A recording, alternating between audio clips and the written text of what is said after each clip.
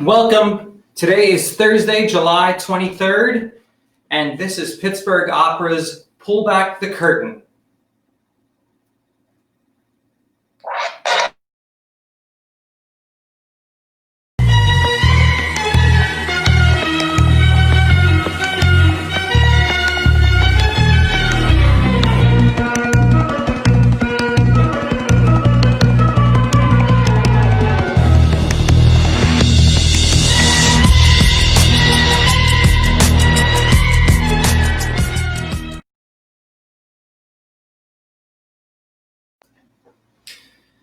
Hello, Facebook Live and Pittsburgh Opera family, and welcome to Pittsburgh Opera's first episode of Pull Back the Curtain. I'm your host, Rob Bolden, the Artistic Administrator, and we here at Pittsburgh Opera are thrilled to be bringing this series to you live.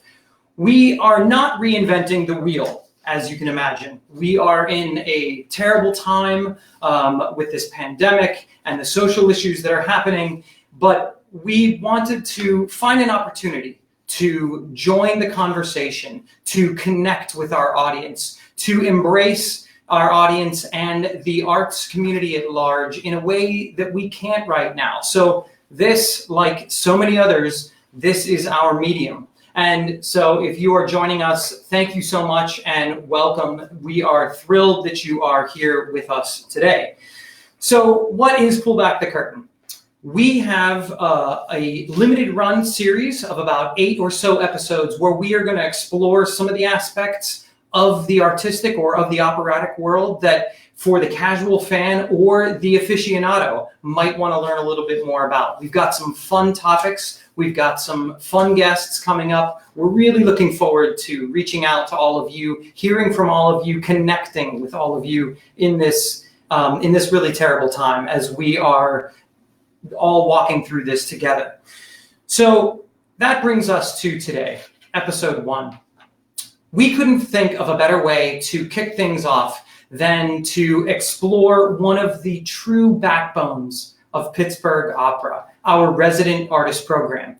And in doing so, get to visit and catch up with a few of our most recent graduates who have gone on to some excellent work in the artistic world, in the operatic world, and we're really fortunate to be able to catch up with them today. But first, some of you may be asking initially, what is a resident artist program? What is a young artist program? For those of you who know and love and support the Pittsburgh Opera resident artists, it's pretty easy. They come in every year, you support them, you love them, we cheer them on, we root for their performances. But Pittsburgh Opera is only one company in a landscape of companies that really support this work for young, emerging artists. There are dozens of companies. Some of them operate on a summer season, the summer months where you have resident artists or young artists who come and they grow, they learn, they perform side by side principals. And other year-long companies such as Pittsburgh Opera, where the artists are in residence for a longer period of time, 9 months, say, where they come and they enjoy an opportunity to grow and perform, working shoulder to shoulder alongside seasoned principals. What's interesting about Pittsburgh Opera, though, is that we, in a normal season, in normal times, of our 6 productions, 2 are dedicated strictly for our young artists. We feel like that is a pretty unique opportunity to showcase these young, talented, fabulous singers year after year. You've seen them in productions, most recently, pieces like Little Women, Glory Denied, As One, The Long Walk, Richard the Lionheart. It could be contemporary, it could be a new work, a Baroque, but it's an opportunity to showcase these young singers in their own venue, in their own way. But beyond that, we have a real true dedication to making sure that their opportunities and their experience transcends just young artist productions, and they are on stage in roles, covering roles, principal roles on the main stage when we are at the Benedum Center.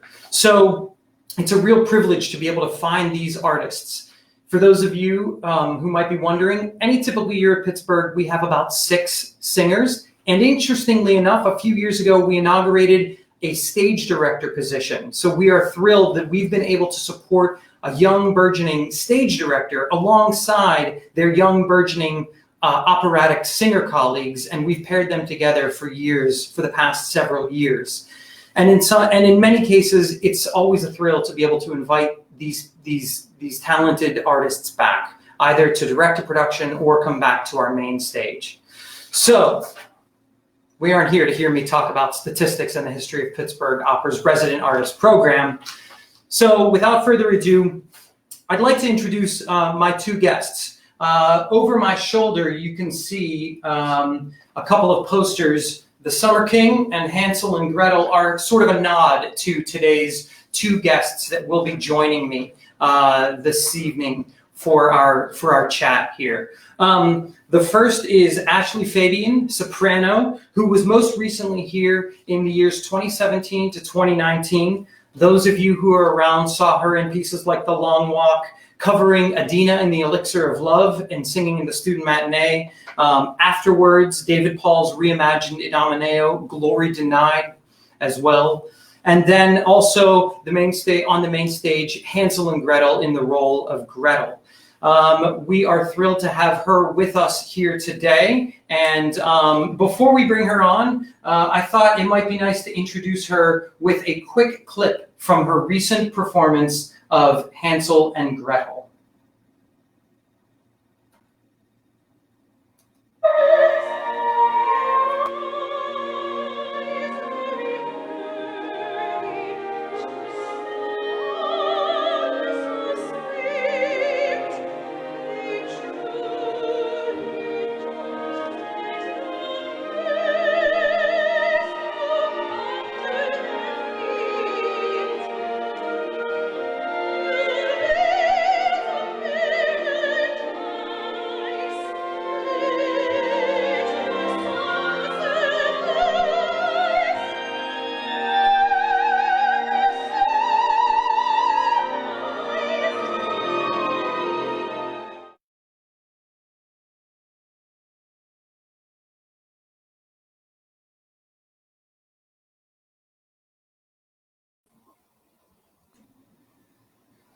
Ashley, welcome. Are you there?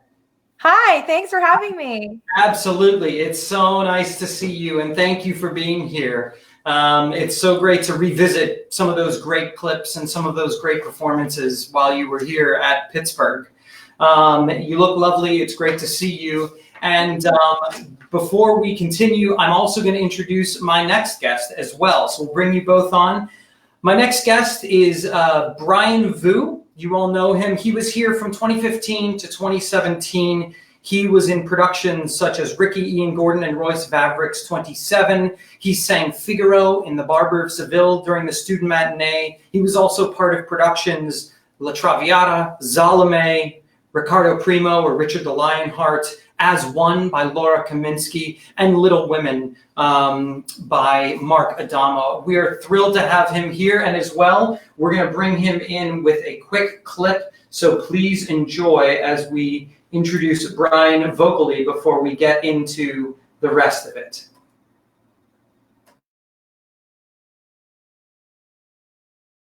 One can always try. I'll pray and I'll plan. Be as patient as I must. I'll do all that I can to be worthy of your trust. And each day, bright or gray, I'll be nigh. Shall I try?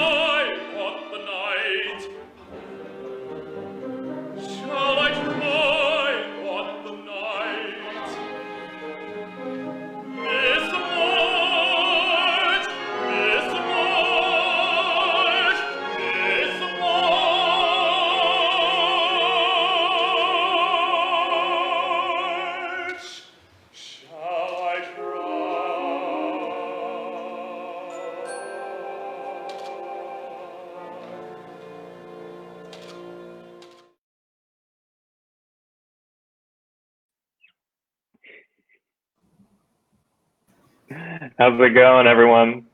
Welcome to episode 1 of Pull Back the Curtain. Thank you guys for being here. It's so nice to see you both. And correct me if I'm wrong, you are both coincidentally on the West Coast, LA, right?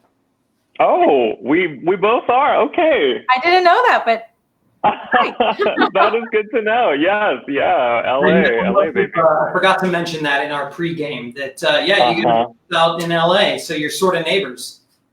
That's true. That's amazing. Well, welcome, Ashley. oh, thank you. So, Brian, let me start with you, since you were here sort of first, if you will. But tell me a little bit about your experience as being a Pittsburgh Opera resident artist. What were some of the things that were so beneficial during that time that helped move forward your career and just kind of got you in the game, so to speak? Oh my gosh, definitely. So I was in the Pittsburgh Opera resident artist program in 2015 to 17, and I would say just being on stage, all of the opportunities that Pittsburgh Opera gives you to be on the main stage in the Benedum, in the resident artist shows, that is really what I think hones our craft and is the best voice teacher, if you will, is being on stage and figuring out your voice and technique and dramatics on the fly in the moment. Absolutely. Do you have a memory or something, one of your favorite moments on stage, so to speak, while you were here? This wasn't on stage, but this was during a Little Women rehearsal. So you played that note in the clip that we just featured, which John Brooke, there is an interpolated G sharp, and normally I have that G sharp in spades, but this rehearsal I was feeling tired and just went for it without any fear, knowing that I was dehydrated, running on little sleep, and it was the crack heard round the world in front of all of the cast members and creative team members. If anybody knows Laurel Samaritan or Leah Heater, anybody in that cast, just ask them about that day. It was a crack felt within bodies. That was my favorite memory. Well, the thing about that is you're not the first person to have done that. And the thing about that aria, the legend goes, and we could somehow confirm this at another point, but the legend goes that all baritones after the premiere have Daniel Belcher to blame for the interpolated high note. Because like you, he had a very high baritone extension, and legend has it he was just kind of messing around one day and popped off that note, and there it went into the score as an interpolation. So, but that's the thing. You crack, you learn, you move on, you're good to go. Exactly. And cracking is healthy for the body. Yeah, it's sort of, I feel like there's a level of humility after that, because you go, what's left? What's left? Totally. So you're kind of in it. Ashley, your experience, you participated in a lot. You had one of your sort of culminating moments was that role of Gretel on the main stage. And interestingly enough, in that production, that was a production of all former and current resident artists. It was you, it was Corey Stallings, Craig Verm, Marianne Cornetti, Leah was also in the production. And so tell me about that experience and sort of leading up into that and your experience just in general at Pittsburgh. Yes, well, as Brian said, it is a really unique opportunity with Pittsburgh Opera in particular to get so many opportunities to sing on the stage. And for singing a lead role, a titular character in Hansel and Gretel on the main stage was such a big deal. And to sing it with all of the resident artists, it was such a family. It was so cool to be in that experience and to feel that sense of family. And Pittsburgh Opera is so loyal and faithful and good to their singers.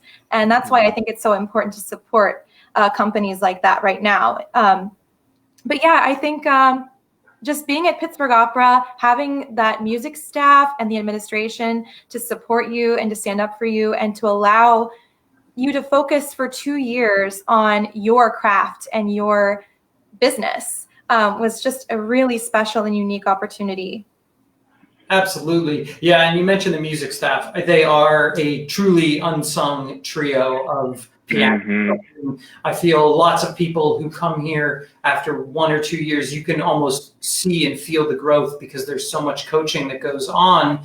And I don't think that that's something that the public always knows. People come in sort of out of undergrad or grad school and feeling pretty good about what they are. They've landed at a company like a Pittsburgh, but then so much work happens. And as an administrator and a former singer myself, it's so fun to watch that growth. Did you guys feel that in your own trajectory the time that you were here? 100%. It was like warp speed transformation. Yeah. Working with music staff at Pittsburgh Opera. Yeah.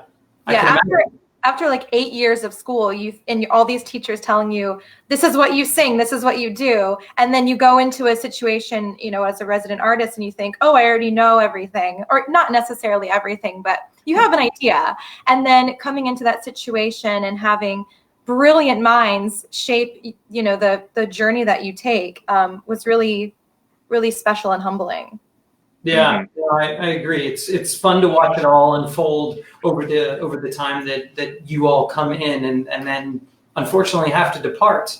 And I have to say too, as a side note, those of us who work here year round and for the public, there's a palpable difference when the resident artists are in residence. The resident artist program, usually the contract is September to May, and I can tell the public, it is such a pleasure when the resident artists are here because there's just such an energy that you all bring and in your case brought to the building. And it's always fun to get that energy back. This year is going to be very different, in terms of how we're managing through all this, which sort of brings me to, another topic that's sort of topic at hand, but how are you both kind of managing through this and going from being sort of singers on the rise to just, you don't have a choice. The rug was pulled out in a way. So how are you navigating through this? Ashley,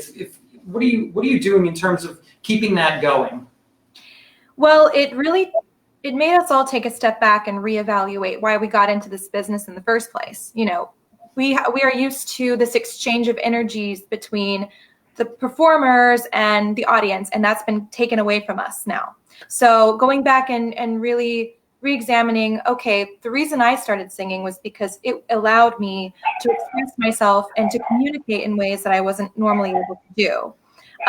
So for me, I started exploring more different genres and just sitting at the piano, spending more time singing and falling in love with music all over again, and dedicating my time to continue to share art in any way that I can. We all have to kind of become like overnight experts on audio and video engineering. So we've been educating ourselves that way and trying to share art as much as possible, because I think it is really important right now to continue to share that. It's one of the only things that's keeping me going. Yeah. Through this time. I've caught a couple of your moments on Facebook recently. You've kind of delved into some pop music, some musical theater. I'm going to bring this into the stream, and I'm just going to play a few seconds of it, and we can take a listen real quickly, just kind of what you've been up to. So I'm going to mute you guys here, and we'll just take a quick listen to just a few bars of this.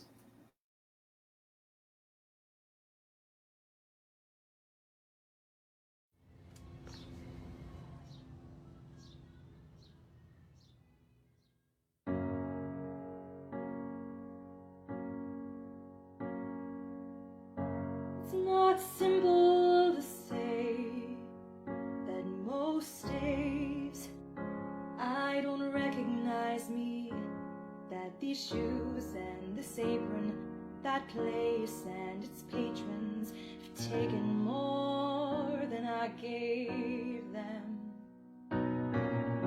It's not easy to know I'm not anything like I used to be, although it's It's true, I was never attention's sweet center.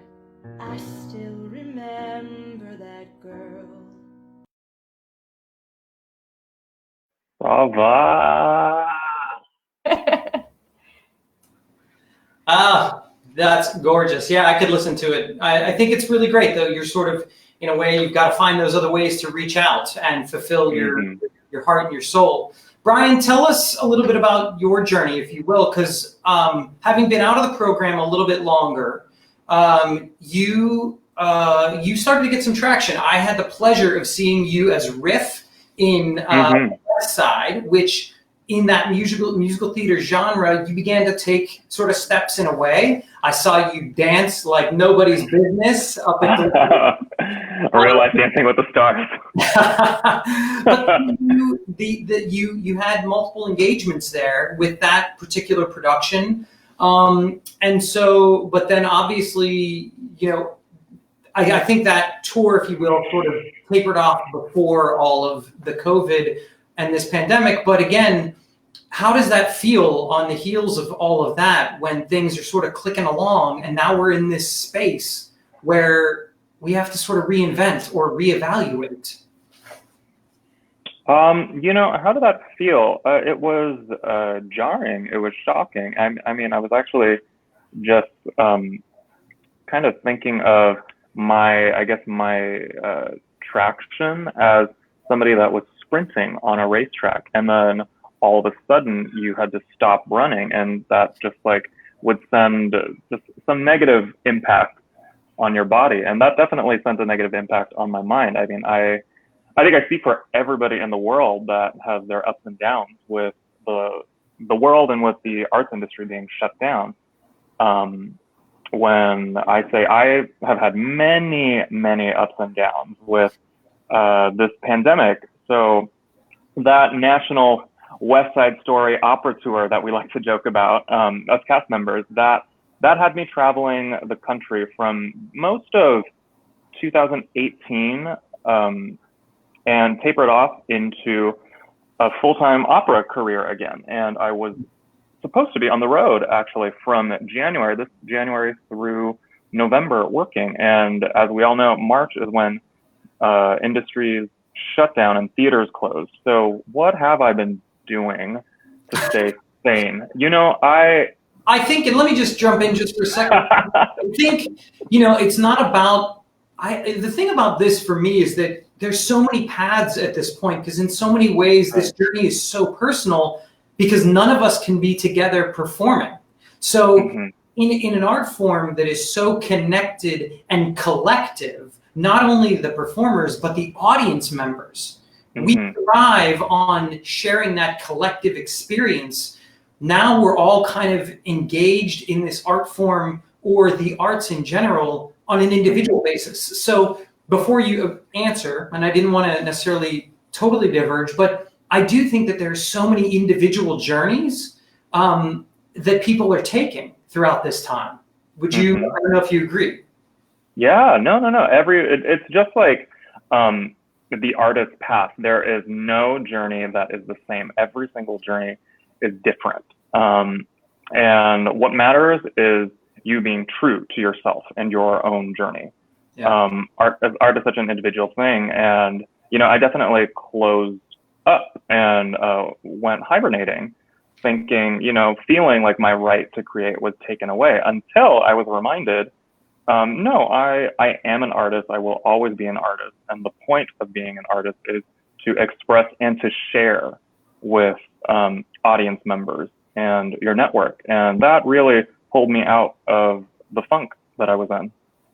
I agree. I think I love the sentiment of sharing, because I've always had that philosophy that what artists do is, we rehearse and work, and you spend time in the practice room or the rehearsal studio, but then you have to give it away at some point. You have to share it.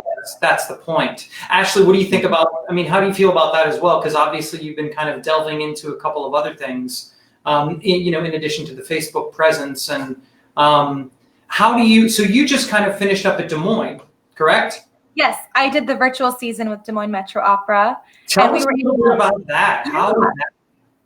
Well, sharing just looks a lot different now. So we were able, they had a fantastic director that was able to put together a scene from Mozart's Così. And so everyone was able to kind of film their own section of that Act 1 finale and put it together. And it turned out hilarious. It was brilliant. So we're able to collaborate in a different way now to bring those types of things to audiences. So the sharing is still happening. It just looks a lot different now. Yeah, absolutely. I threw out a couple of questions to you guys ahead of time just to kind of, I want to throw this comment up there because I totally agree. This is from Amy Kelman. Beloved FPO. Yes, we miss live music. We did too. We miss making it. We miss giving it out to the world. So thank you for that comment. If anybody else has anything to share, please do. But one of the questions I threw out to you was, in terms of being, being a young artist, what might be the biggest myth to being a young artist, if that makes any sense? Does that make any sense? Yeah. Ashley, why don't we start with Ashley? Yeah. I think a lot of people have this idea that being a young artist, you get all these opportunities to sing, and I don't think they realize how much work goes into it, into the background. Spending all of those hours in the practice room with the coaches and pianists and conductors in, Bill Powers' office. Yes, that one. So I think a lot of people also have, yes, thank God for Bill Powers. And they also have this idea that once you're in the Young Artist Program, your career is set and you're going to be on your way forever on this golden path. And that's just not the case. There's so much work that goes into the behind the scenes that no one really gets to see. There's so much struggle and email writing and traveling and financial struggles that you have to deal with. And so I would say that's a big myth around it, is that you get in and you're golden, you have all these opportunities and you're set for life. And that's just not the case. Yeah. Brian, thoughts? I agree with everything that Ashley said. I mean, it is an amazing opportunity of which there are very, very few young artist programs around the country, and year-long young artist programs at that. But that is exactly what people misconstrue, is that once you get in, it's you're set for an opera career, and you only realize that it is the tip of the iceberg once you begin working in a young artist program, how much work is necessary to have this career. Yeah, absolutely. When you were here, both of you had an opportunity to participate in the second stage project. As I said early on in this live stream, Pittsburgh Opera offers two productions per season that are dedicated to the young artists. And you both participated at different levels, or not different levels, but different productions. We've got the Kappa production in January, second stage in February.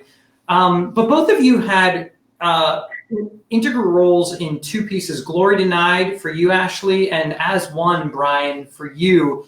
Pieces that are really of the day. They are, I could use the word relevant, and we could, but they're poignant. They hit on topics that need to be heard. They're brand new pieces. Brian, I'd love to hear a little bit about your experience with As One, if I could.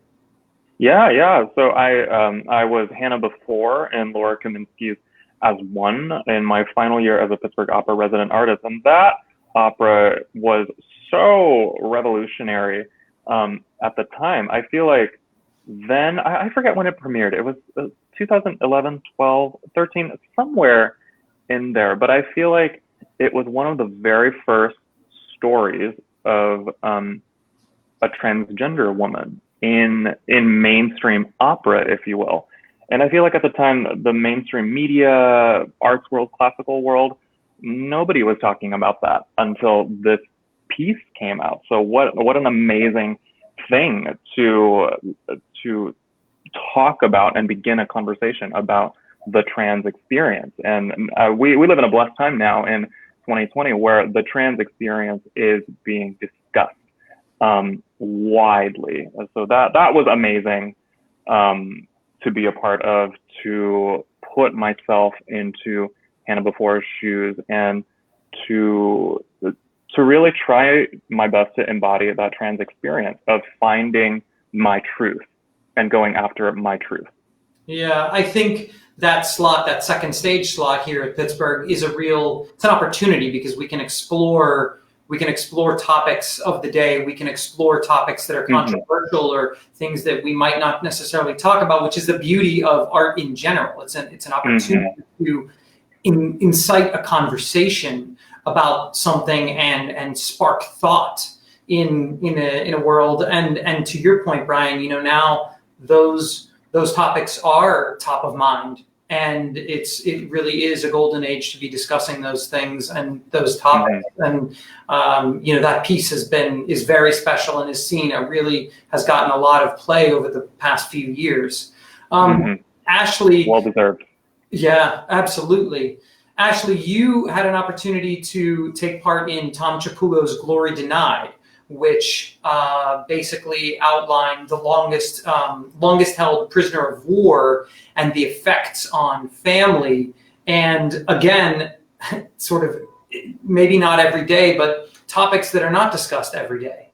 And tell me about that experience of inhabiting his wife's shoes, if you will, in the younger self. And for those who don't know, the piece is split. It's only 2 characters, but they're split in terms of the younger and the older version of each. So it's 4 singers. And Ashley played younger Alice in our production of Glory Denied. I'd love to hear your take on that and how its connection to the community and its poignancy as this art form continues to reach out. Yes, it was a very special piece, and it was interesting to explore this character. We look at someone back in this time, and she had a lot of responsibility and expectation put on her. Her husband, was the longest held prisoner of war, and she had to move on with her life, right? And so we tend to look at her in this history as kind of the bad guy for having him declared dead, for moving on with her life and getting remarried and maybe being a little calloused. But it was interesting visiting that role and understanding maybe why she did the things that she did, and maybe understanding that the reason we look at her this way maybe is because she was a woman. And it's opening up those conversations. It's really important to keep doing these operas that get us talking about these issues. And it was a really interesting piece. I really had a good time delving into that character. It was great. I truly enjoyed presenting it and being a part of that, presentation and production. Before we kind of sign off, on the heels of that conversation, let's bring in a couple of clips here. I'm going to start. We're going to back up and start with Brian in As One. So I'll bring this into the stream, and we'll take a quick listen. And on the heels of that, I will bring in Glory Denied and watch Ashley.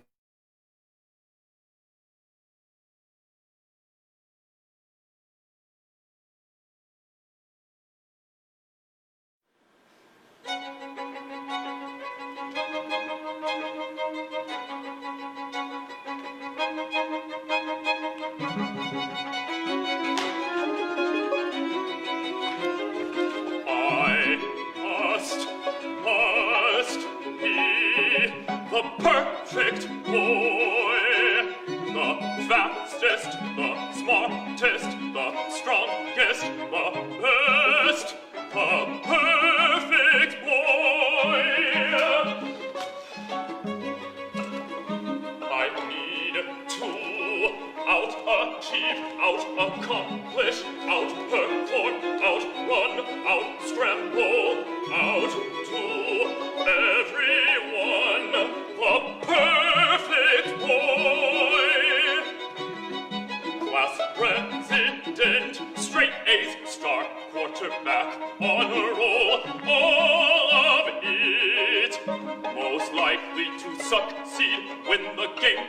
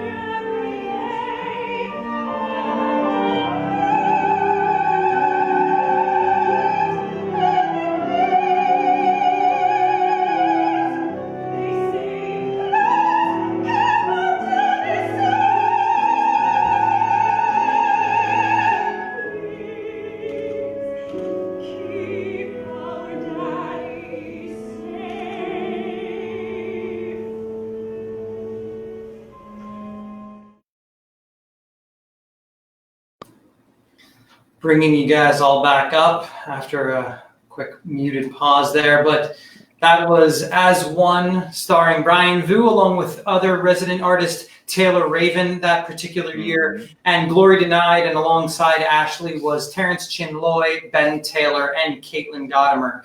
Two exquisite productions that we have had the pleasure of presenting and offering to our audience here at Pittsburgh over the past few seasons. Friends, it has been a true pleasure getting to chat with you, catch up with you, share some of your insights. We got another nice comment here from Kelsey, who used to be a member on the development staff here at Pittsburgh Opera. Thank you, Kelsey. We do too. So if before I go, I would just say, I'm curious, one last question for you each. Thinking back to your younger self, what might be a quick piece of advice you'd offer your younger singer selves in hindsight?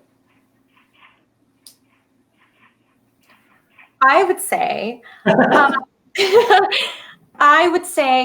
focus on your own goals and your own growth in your own time. Never get distracted comparing yourself to other singers. Everyone has their own journey, and you're not failing if you're not meeting their goals at their time. It's beautiful. I would tell my younger self, it is okay to want more for your artistic and personal life. Yeah, I agree. Friends, thank you so much for being here. To our Pittsburgh Opera family audience, thank you for watching and tuning into this very first episode of Pull Back the Curtain. If you are a subscriber, a donor, we thank you. If you are not and would like to be, over in the comments section, you can click to donate. I know that that's been posted in there, so please feel free. All arts organizations during this time are in desperate need to keep afloat, and we will, no question, because on the heels of this, we will all come through this together. We will all come through this stronger, and but we need your support along the way in order to do so we can come back and offer you that live presentation, that live music, that connection to art in general. So with that, episode 1, Ashley, Brian, thank you so much for being here. It's been a pleasure catching up with you, and we will hopefully see you all soon, very, very soon. So, awesome. Thanks for having us. Absolutely. Be well, everyone. Take care, and we'll talk to you soon.